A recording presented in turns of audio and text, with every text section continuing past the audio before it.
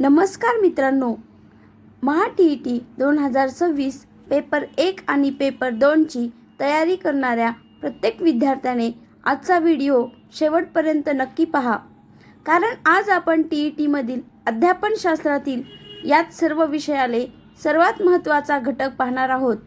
NEP 2020, NCF 2005, RT act 2009 या 3 घटकांवर टी-ई-टीच्या 30 गुणांच्या बालमानसशास्त्र व अध्यापनशास्त्र म्हणजेच CDP-मध्ये थेट 4 ते 5 प्रश्न विचारले जातात आणि भाषा विषय, गणित, EVS आणि सामाजिक शास्त्रे यांच्या पेडागॉजीमध्ये 3 ते 4 प्रश्न अप्रत्यक्षपणे याच 3 टॉपिकवर आधारित असतात.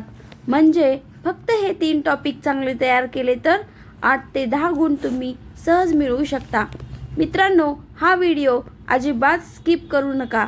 व्हिडिओ आवडला तर लाईक करा, शेअर करा आणि आणखी इम्पॉर्टंट व्हिडिओ पाहण्यासाठी चॅनलला सबस्क्राईब करून बेल आयकॉनवर प्रेस करा. चला तर मग आता सुरू करूया अतिसंभाव्य प्रश्नसंच. आजचा पहिला प्रश्न, राष्ट्रीय शैक्षणिक धोरण म्हणजे NEP 2020 नुसार शालेय शिक्षणाची रचना काय आहे? हा प्रश्न खूप वेळा एक्झाममध्ये विचारण्यात आलेला आहे. दिलेल्या पर्यायापैकी याचे योग्य उत्तर आहे पर्याय क्रमांक B, 5+3+3+4.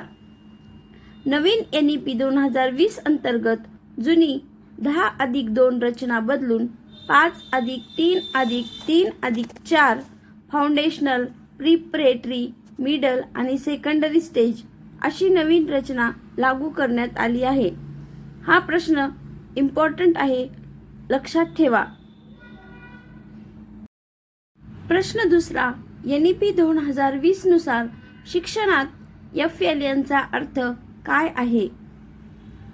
याचे उत्तर आहे पर्याय क्रमांक A, foundational literacy and numeracy. FLN म्हणजेच फाउंडेशनल लिटरसी अँड न्यूमरसी. प्राथमिक स्तरावर विशेषतः इयत्ता 3री पर्यंत विद्यार्थ्यांना मूलभूत साक्षरता आणि संख्याज्ञान म्हणजेच FLN प्राप्त होणे हे या धोरणाचे प्रमुख उद्दिष्ट आहे. प्रश्न तिसरा, राष्ट्रीय शैक्षणिक धोरण 2020च्या शिफारसीनुसार मातृभाषेमध्ये किंवा स्थानिक भाषेमध्ये शिक्षण किमान कोणत्या इयत्तेपर्यंत देण्यावर भर दिला आहे? याचे योग्य उत्तर आहे पर्याय क्रमांक B, इयत्ता 5वी पर्यंत.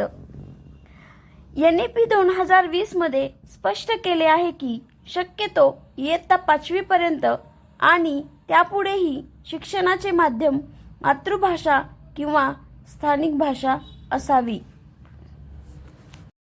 प्रश्न क्रमांक 4, शालेय शिक्षणातील विद्यार्थ्यांच्या प्रगतीचे मूल्यांकन करण्यासाठी NEP 2020 मध्ये कोणत्या नवीन कार्डची तरतूद आहे? प्रश्न महत्त्वाचा आहे. यामध्ये या प्रश्नाचे योग्य उत्तर आहे पर्याय क्रमांक B, हॉलिस्टिक प्रोग्रेस कार्ड. याचा शॉर्ट फॉर्म HPC.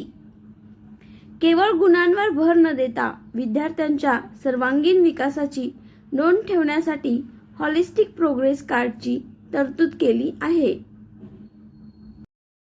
पुढील प्रश्न, NEP 2020 नुसार उच्च शिक्षणामध्ये सकल नोंदणी गुणोत्तर म्हणजे ग्रॉस एनरोलमेंट रेशो 50% पर्यंत वाढवण्याचे उद्दिष्ट कोणत्या वर्षापर्यंत ठेवण्यात आले आहे? याचे योग्य उत्तर आहे पर्याय क्रमांक C, 2035. व्यावसायिक शिक्षणासह उच्च शिक्षणातील GER 2035 पर्यंत 50% पर्यंत नेण्याचे उद्दिष्ट NEP 2020 मध्ये निश्चित केले आहे. पुढील प्रश्न, प्रश्नांची उत्तरे येत असतील तर कमेंटमध्ये देण्याचा प्रयत्न करा. राष्ट्रीय शैक्षणिक धोरण 2020 ने कोणत्या पूर्वीच्या शैक्षणिक धोरणाची जागा घेतली आहे? या प्रश्नाचे योग्य उत्तर आहे पर्याय क्रमांक B, 1986 चे शैक्षणिक धोरण. भारताचे पहिले शैक्षणिक धोरण 1968 मध्ये, दुसरे 1986 मध्ये आले होते. 1986च्या धोरणात 1992 मध्ये किरकोळ बदल केले होते. आता 2020 चे धोरण नवीन रचना घेऊन आले आहे. नवीन शैक्षणिक धोरणानुसार व्यावसायिक शिक्षण कोणत्या इयत्तेपासून सुरू होणार आहे? याचे उत्तर आहे पर्याय क्रमांक ए, इयत्ता 6वी पासून. NEP 2020 अंतर्गत इयत्ता 6वी पासूनच व्यावसायिक शिक्षणाचा म्हणजे इंटर्नशिपसह समावेश अभ्यासक्रमात करण्यात आला आहे. NEP 2020च्या मसुदा समितीचे अध्यक्ष कोण होते? मसुदा समितीला ड्राफ्टिंग कमिटी असे म्हणतात. या प्रश्नाचे योग्य उत्तर आहे पर्याय क्रमांक बी, डॉक्टर के. कस्तुरीरंगन. नवीन शैक्षणिक धोरणाचा मसुदा तयार करण्यासाठी केंद्र सरकारने डॉक्टर के. कस्तुरीरंगन यांच्या अध्यक्षतेखाली समिती नेमली होती. पुढील प्रश्न, NEP 2020 मध्ये एकाधिक प्रवेश आणि निर्गमन ची तरतूद कोणत्या स्तरासाठी करण्यात आली आहे? या प्रश्नाचे योग्य उत्तर आहे पर्याय क्रमांक सी, उच्च शिक्षण. उच्च शिक्षणात 4 वर्षाच्या पदवी अभ्यासक्रमामध्ये विद्यार्थ्यांना कोणत्याही वर्षी बाहेर पडण्याची आणि पुन्हा प्रवेश घेण्याची सोय असेल. पुढचा प्रश्न, मूलभूत स्तरावरील वयोगट कोणता मानला आहे?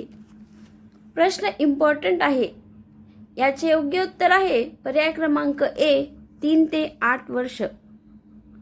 5+3+3+4 या रचनेतील 5 वर्ष म्हणजे 3 वर्ष पूर्व प्राथमिक आणि पहिली व दुसरी म्हणजे 3 ते 8 वर्ष वयोगट आहे. NEP 2020 मध्ये संशोधन संस्कृतीला चालना देण्यासाठी कोणत्या संस्थेची स्थापना प्रस्तावित आहे? या प्रश्नाचे योग्य उत्तर आहे पर्याय क्रमांक सी, नॅशनल रिसर्च फाउंडेशन. संशोधनाला प्रोत्साहन देण्यासाठी आणि निधी मिळवून देण्यासाठी नॅशनल रिसर्च फाउंडेशन म्हणजे NRF ची स्थापना केली जाईल. NEP 2020च्या मूलभूत टप्प्यात शिक्षणाची कोणती पद्धत वापरण्यावर जास्त भर दिला आहे? या प्रश्नाचे अचूक उत्तर आहे पर्याय क्रमांक सी, खेळ आधारित पद्धत, प्ले बेस्ड लर्निंग. इयत्ता 3री पर्यंतच्या बालकांसाठी पाठांतराला फाटा देऊन पूर्णपणे खेळ आणि कृती आधारित शिक्षण असावे असे स्पष्ट केले आहे. पुढील प्रश्न, NEP 2020 मध्ये ग्रेडिंगसाठी कोणत्या नवीन राष्ट्रीय मूल्यांकन केंद्राची स्थापना केली जाईल? प्रश्न महत्त्वाचा आहे. या प्रश्नाचे योग्य उत्तर आहे पर्याय क्रमांक ए, पराक. Performance assessment review and analysis of knowledge for holistic development म्हणजेच पराक हे नवीन मूल्यांकन केंद्र स्थापन केले जाईल. प्रश्न क्रमांक 14, राष्ट्रीय शैक्षणिक धोरण 2020 नुसार शालेय स्तरावर शिक्षकांसाठी कोणत्या मानकांचा मसुदा तयार केला जाईल? याचे उत्तर आहे पर्याय क्रमांक A, national professional standards for teachers म्हणजे NPST. शिक्षकांच्या व्यावसायिक विकासासाठी NPST तयार केले जाईल. पुढचा प्रश्न, उच्च शिक्षणात ग्रॉस एनरोलमेंट रेशो 2035 पर्यंत किती टक्के करण्याचे उद्दिष्ट NEP 2020 मध्ये ठेवण्यात आले आहे? या प्रश्नाचे उत्तर आहे पर्याय क्रमांक सी, 50%. उच्च शिक्षणात व्यावसायिक शिक्षणासह एकूण नोंदणी गुणोत्तर 2035 पर्यंत 50% वर नेण्याचे उद्दिष्ट ठेवण्यात आले आहे. प्रश्न क्रमांक 16. NCF 2005 मधील 5 मार्गदर्शक तत्वांपैकी पहिले तत्व कोणते आहे? याचे उत्तर आहे पर्याय क्रमांक बी, ज्ञान शाळेबाहेरील जीवनाशी जोडणे. NCF 2005 चे सर्वात महत्त्वाचे तत्व हे आहे की वर्गात शिकवले जाणारे ज्ञान हे विद्यार्थ्यांच्या दैनंदिन अनुभवांशी आणि बाहेरील जगाशी सुसंगत असावे. महत्त्वाचा प्रश्न आहे, नोट डाऊन करून घ्या. पुढचा प्रश्न NCF 2023 नुसार पायाभूत स्तरावर शिकवताना खालीलपैकी कोणत्या घटकाला सर्वाधिक महत्त्व दिले आहे? याचे योग्य उत्तर आहे पर्याय क्रमांक बी, खेळातून शिक्षण, प्ले बेस्ड पेडागॉजी.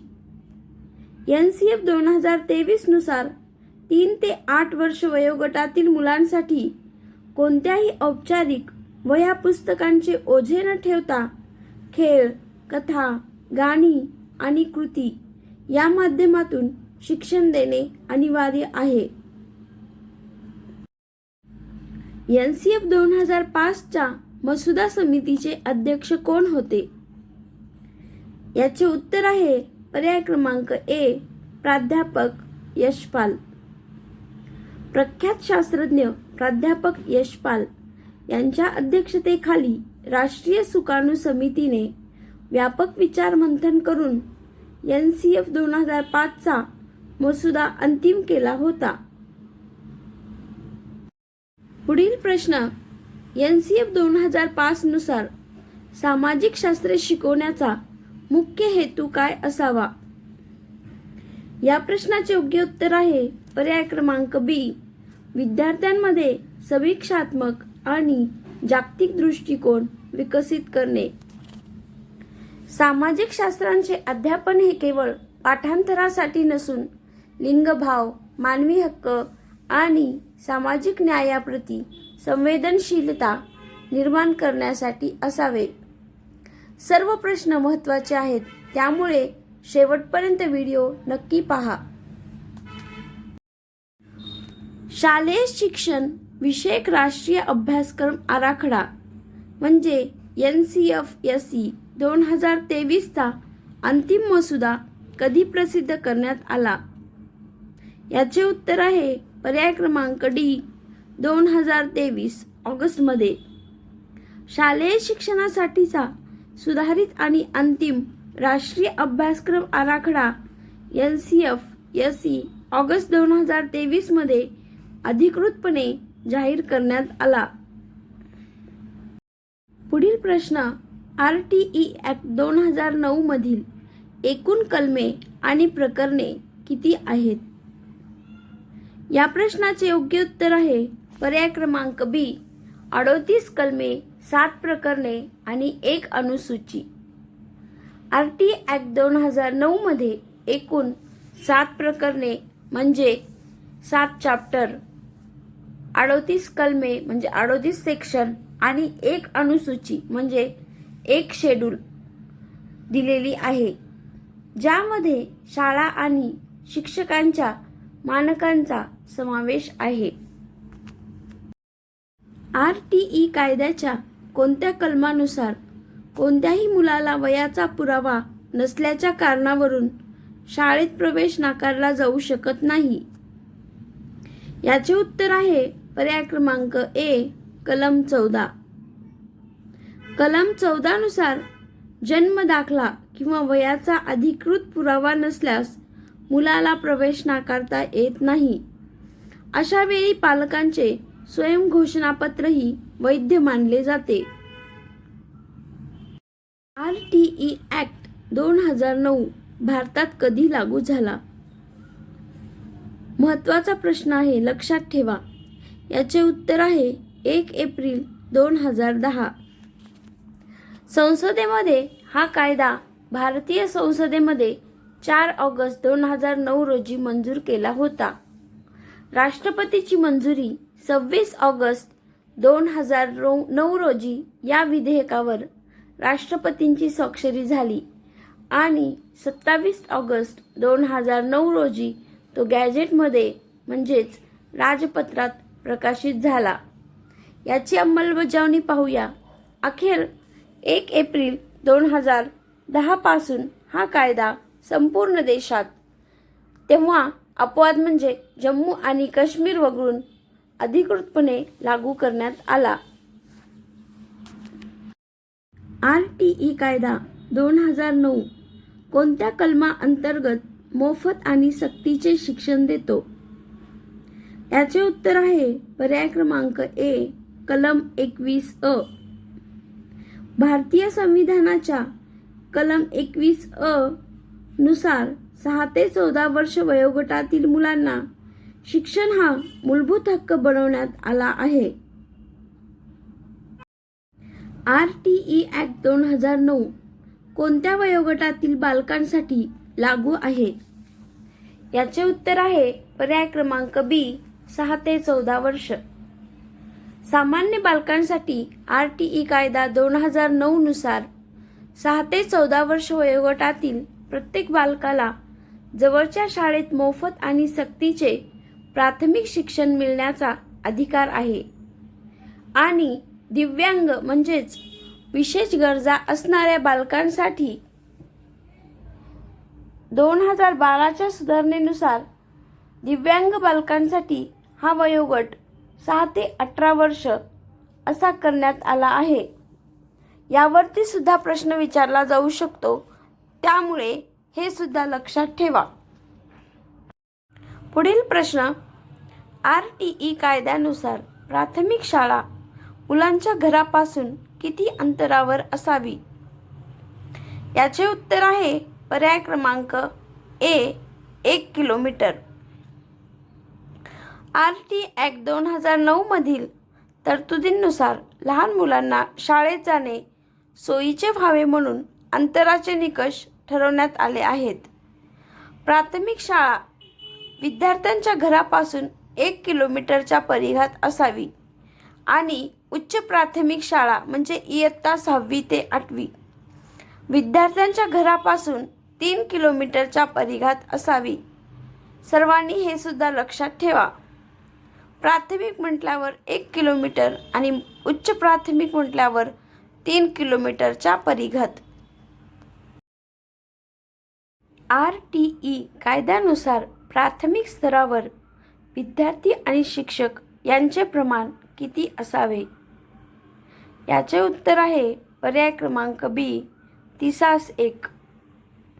प्राथमिक स्तर म्हणजेच इयत्ता 1ली ते 5वी विद्यार्थी शिक्षक प्रमाण 30:1 म्हणजे प्रत्येक 30 विद्यार्थ्यामागे 1 शिक्षक असावा.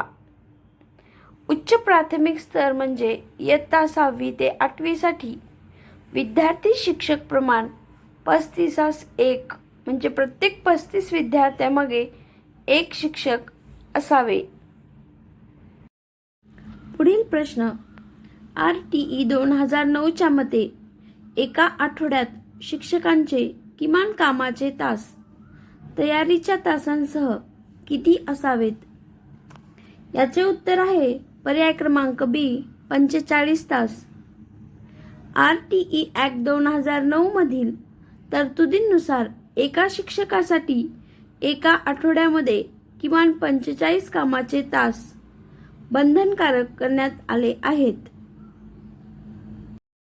RTE 2009 मध्ये इयत्ता 1ली ते 5वी साठी वर्षात किमान किती शैक्षणिक तास असणे आवश्यक आहे? प्रश्न खूप महत्त्वाचा आहे. याचे योग्य उत्तर आहे पर्याय क्रमांक A, 800 तास.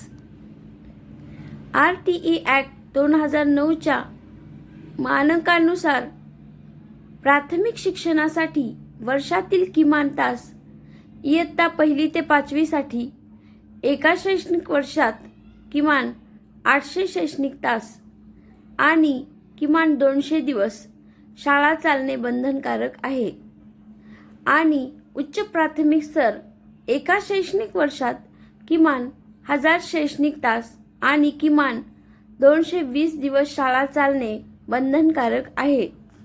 सर्वांनी दोन्ही लक्षात ठेवा. RTE 2009 मधील SDMC मध्ये पालकांचे प्रमाण किती टक्के असणे बंधनकारक आहे? प्रश्न महत्त्वाचा आहे. SDMC म्हणजेच school development and management committee. याचे योग्य उत्तर आहे पर्याय क्रमांक बी 75%. RTE ॲक्ट 2009च्या कलम 21 नुसार प्रत्येक शासकीय आणि अनुदानित शाळेत शाळा व्यवस्थापन समिती स्थापन करणे बंधनकारक आहे. या समितीमध्ये एकूण सदस्यांपैकी किमान 75% सदस्य हे विद्यार्थ्यांचे मातापिता किंवा पालक असणे कायदेशीररित्या बंधनकारक आहे. NCF 2005 नुसार शालेय अभ्यासक्रमाचा मुख्य गाभा काय आहे? याचे योग्य उत्तर आहे पर्याय क्रमांक ए भारतीय स्वातंत्र्य चळवळ आणि संविधानिक मूल्ये. भारतीय स्वातंत्र्य चळवळीचा इतिहास, आपली संविधानिक मूल्ये, लोकशाही, धर्मनिरपेक्षता, समता, न्याय, राष्ट्रीय अस्मिता आणि लिंगभाव समता या घटकांवर विशेष भर देण्यात आला आहे, जेणेकरून विद्यार्थ्यांचा सर्वांगीण विकास होईल आणि ते देशाचे जबाबदार नागरिक बनतील. भारतामध्ये आतापर्यंत किती राष्ट्रीय अभ्यासक्रम आराखडे तयार करण्यात आले आहेत? याचे उत्तर आहे पर्याय क्रमांक सी 5. भारतामध्ये राष्ट्रीय शैक्षणिक संशोधन व प्रशिक्षण परिषद द्वारे आतापर्यंत एकूण 5 राष्ट्रीय अभ्यासक्रम आराखडे तयार करण्यात आले आहेत.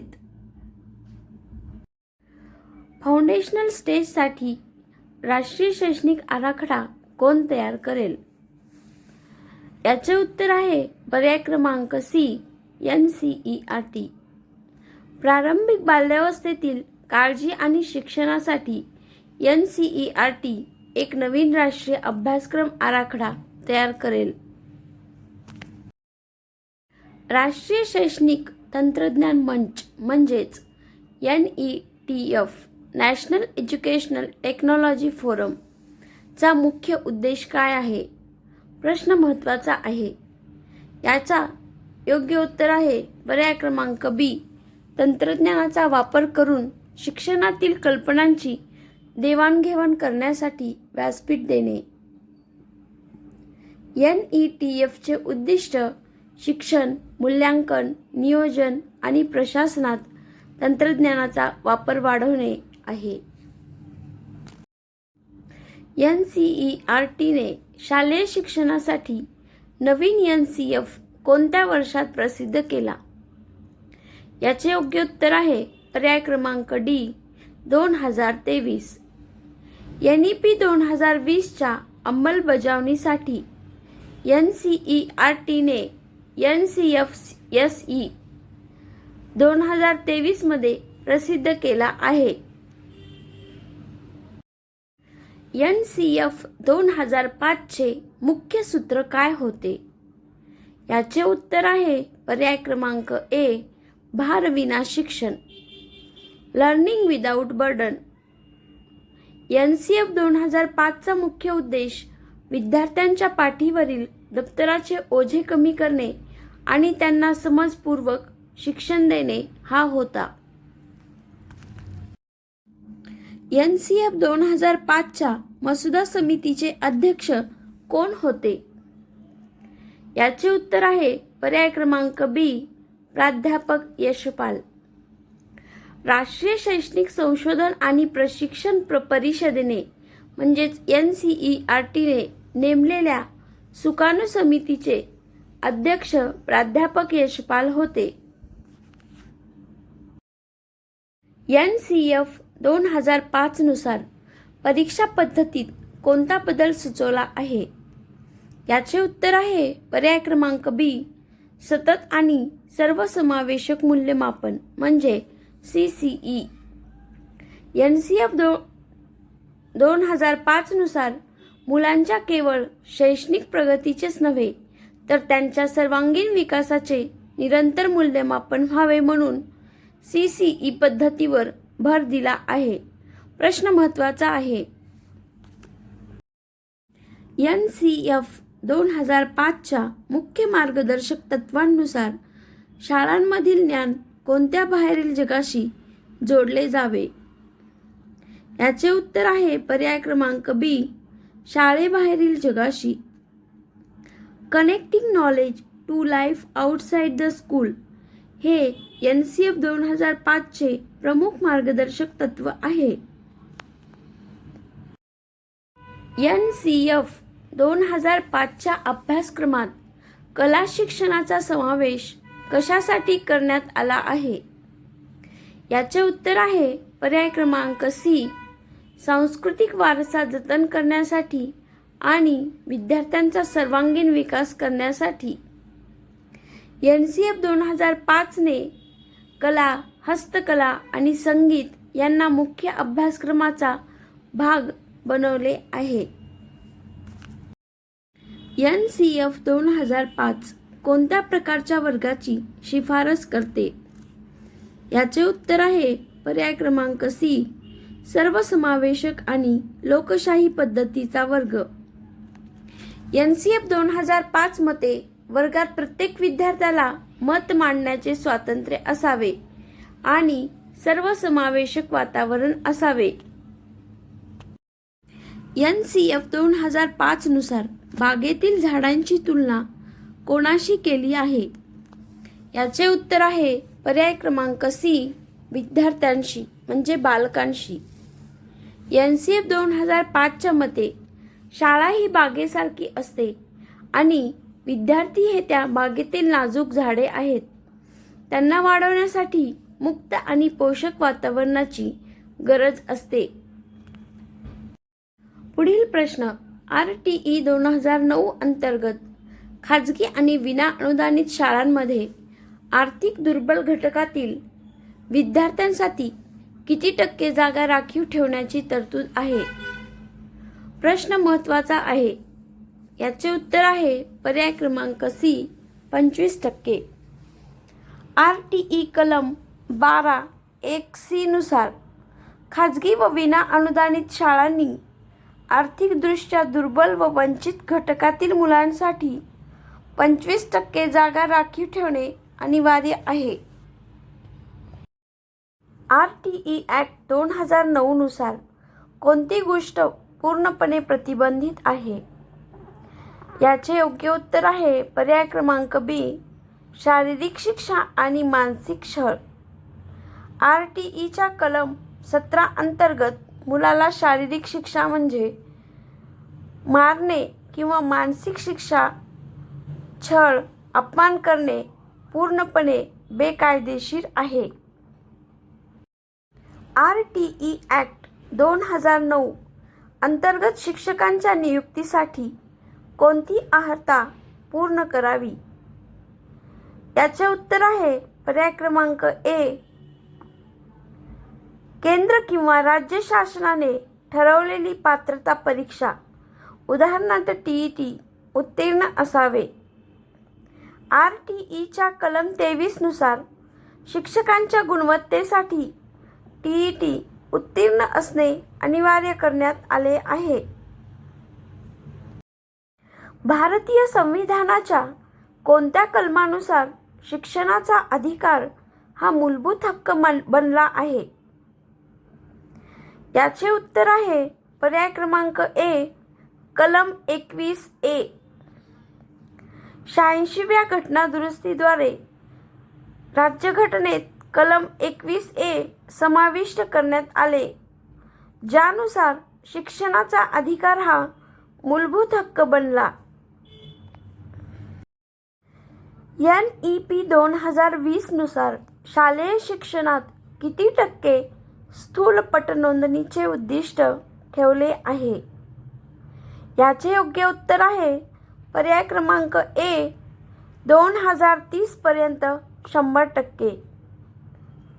NEP 2020 चे एक महत्त्वाकांक्षी ध्येय आहे की 2030 पर्यंत पूर्व शाळेपासून ते माध्यमिक स्तरापर्यंतच्या सर्व मुलांचे 100% पटनोंदणी प्रमाण साध्य करायचे आहे.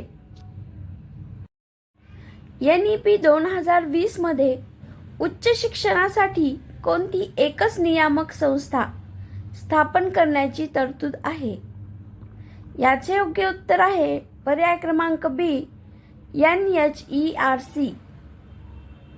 वैद्यकीय आणि कायदेशीर शिक्षण वगळता संपूर्ण उच्च शिक्षणासाठी भारतीय उच्च शिक्षण आयोग च्या अंतर्गत राष्ट्रीय उच्च शिक्षण नियामक परिषद म्हणजे NHERC ही एकच सर्वोच्च संस्था स्थापन करण्यात येणार आहे. NEP 2020 हे भारताच्या स्वातंत्र्यानंतरचे कितवे शैक्षणिक धोरण आहे? प्रश्न महत्त्वाचा असणार आहे. याचे उत्तर आहे पर्याय क्रमांक सी, 3रे. याआधी 1968 मध्ये पहिले, 1986 मध्ये दुसरे, ज्यामध्ये 1992 मध्ये सुधारणा झाली, अशी 2 धोरणे आली होती. NEP 2020 च्या अंमलबजावणीसाठी मार्गदर्शक आराखडा तयार करताना NCF ची किती क्षेत्रे निश्चित केली आहेत? याचे उत्तर आहे पर्याय क्रमांक सी, 4. शालेय शिक्षण, बालपण काळजी व शिक्षण, शिक्षक शिक्षण आणि प्रौढ शिक्षण या 4 क्षेत्रासाठी राष्ट्रीय अभ्यासक्रम आराखडा तयार करण्यात आला आहे.